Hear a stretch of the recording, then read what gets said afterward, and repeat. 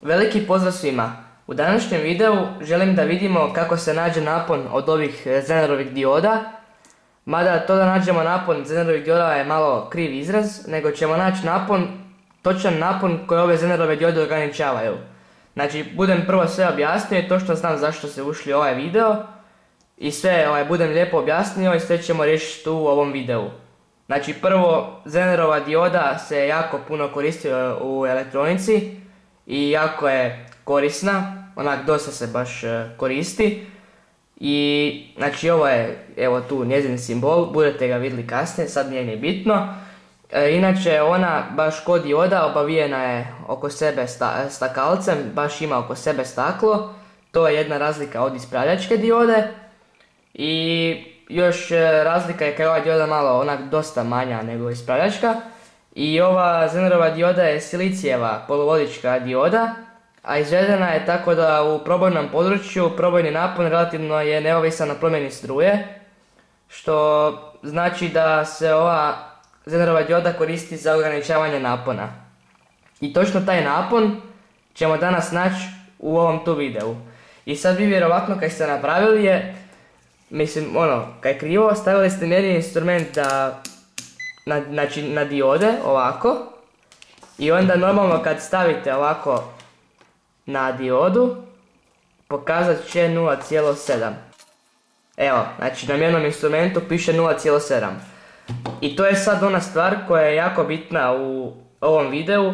Znači ovaj napon koji je očitan na mjernom instrumentu 0,7 V, to mjerni instrument pokazuje koliko je napon pao preko te diode i pokazuje da li ta dioda je ispravna, jer pošto dioda provodi struju samo u jednom smjeru, u drugom smjeru kad bi spojio obrnuto plus i minus, onda bi trebalo pisati OL, znači izvan range, znači samo u jednom smjeru smije pisati 0,7.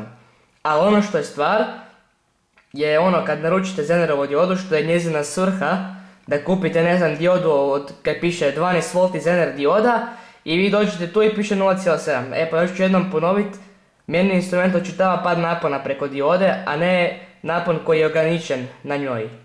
I taj napon koji je na njoj ograničen ćemo u današnjem videu naći i nije teško i svako to može. Tako da ćemo sad krenuti o tome, nadam se da smo ovo sad razjasnili sa ovim naponima. Evo ga, dakle, šema je vrlo jednostavna, znači može ju svako razumjeti. To imamo izvor, otpornik, naravno Zenerovu diodu i ovdje je spojen moj mjerni instrument koji će mjeriti napon, dakle ovo je zapravo voltmetar. Što se tiče izvora, ja ću koristiti svoje laboratorijsko napajanje, znači baš namjerno laboratorijsko napajanje da bi mogli vidjeti što bolje kasnije dok budemo ovo sve spojili kako se napon mijenja. Dakle, da vidite što bolje opažanja koja će se kasnije desiti kad se napon oko ove Zenerove diode bude mijenjao, to vam budem pokazao kasnije. A vi možete koristiti bilo koji izvor, znači ono što je jako bitno je normalno da je izvor istosmjernog napona i normalno da je taj napon koji postavljate na izvor veći od napona koje ova Zenerova dioda ograničava logično. Dakle, na to pripazite da bude istosmjerni napon i da bude veći napon od ove Zenerove diode. Onda imamo ovdje otpornik, lijepo piše od 1000 ohma, znači on je ovdje da ograniči struju u ovom strujnom krugu dok budemo ovu Zenerovu diodu ovdje ispitivali. Onda vidimo ovaj simbol za Zenerovu diodu. Dakle, malo je drugačije od ispravljačke diode, znači ispravljačka dioda ima samo ovak točnu crtu kao pregradu, a Zenerova dioda da bude malo različitija, mora biti. Ima ove tu dvije ovako crte, ovako jedno naprijed i jedno ovako iza. I ta crta je zapravo simbol ovog tu crnog prstena, znači ne znam koliko ćete ga vi sad moći vidjeti. Evo ga, sad se vidi, znači to je ovaj tu crni prsten. Dakle, taj crni prsten kojeg ovdje vidite, znači nije srebrni kao u ispravljačkoj. Dakle, ovaj tu crni prsten označuje ovu tu, ajmo reći kao pregradu i sad ćete lijepo vidjeti. Evo, sad se vidi lijepo crni prsten i ovdje tu ova pregrada i točno ova dioda bude ovako. I na nju ćemo spojiti na desnu stranu od ovog prstena, ćemo spojiti plus kraj, a na lijevu stranu iz ovog prstena ćemo spojiti minus kraj. I isto tako jednostavno vidite po šemi, na ovom voltmetru, minus od voltmetra spojimo na minus, odnosno na lijevu stranu od Zenerove diode iza ove pregrade I na desnu stranu spojimo plus stranu i plus od ovoga tu voltmetra. Znači evo ga, stvarno jednostavna evo šema, stvarno jednostavno da ne može lakše biti. I sad ćemo ići sve ovo ovako spojiti, pa onda budemo objašnjavati kasnije i budete vidjeli svoja opažanja kako se napon bude mijenjan, to sam već rekao. Tako da idemo sad ovako spojiti pa ćemo objašnjavati kako dalje. Evo ga, sve sam složio, sve se lijepo vidi. Dakle, ovdje je mjerni instrument stavljen na istosmjerni napon i ovdje imam laboratorijsko napajanje i evo ga, znači sve lijepo vidite. I znači gledate samo dolje ovu šemu i sve po njoj spajate, ali još ću isto ja ponoviti. Idemo sad ovo spojiti, znači uzimam prvo krajeve od laboratorijskog napajanja, dakle od izvora. Ovaj plus, kraje ću staviti na otpornik. Iz otpornika ću uzeti isto ovu i spojiti kratko iz otpornika. Dakle imamo tu plus od laboratorijskog napajanja na otpornik, nije bitna koja strana, jer je to otpornik. Onda to ide na Zenerovu diodu iz otpornika, dakle prema šemi. Ali ide na ovom slučaju desnu stranu, tu gdje je ovaj crni prsten. Dakle sad na desno, tu gdje je crni prsten. Minus kraj od laboratorijskog napajanja ide na preostalu lijevu stranu. Dakle suprotno od crvenu. I još ja imam tu sam spojio ovako od mjernog instrumenta. Znači ovo su pipalice od mjernog instrumenta na ovaj kabel. To ste već i vidjeli. Dakle plus kraj od mjernog instrumenta isto tu na plus kraj od napajanja.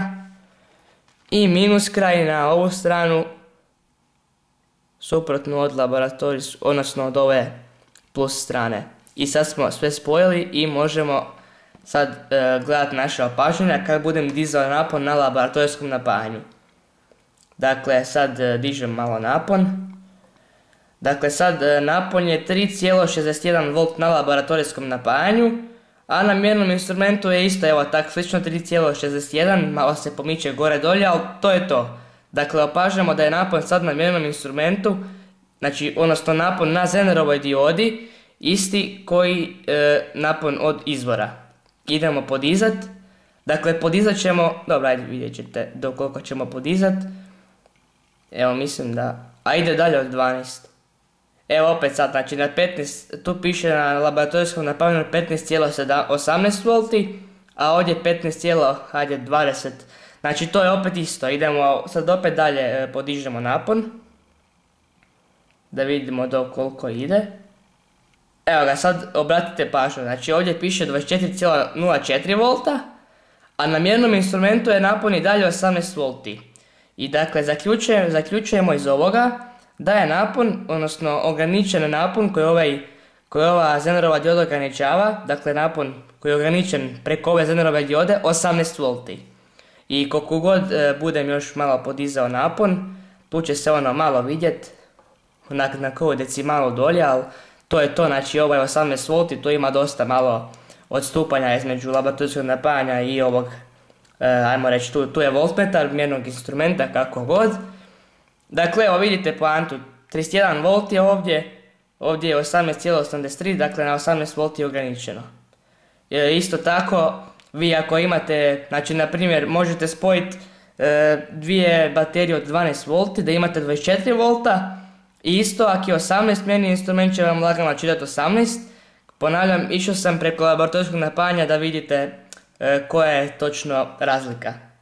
Dakle sad se nadam da vam je jasno i to je ta poanta Zenerove diode koja ograničava napon. Ova ograničava na 18 V, neke ograničavaju malo drugačije. I sad točno kako ovako napon bude izvora, tako bude LED diode dok se ne pređe taj napon logično koji LED dioda ograničava, znači sve je ono logično.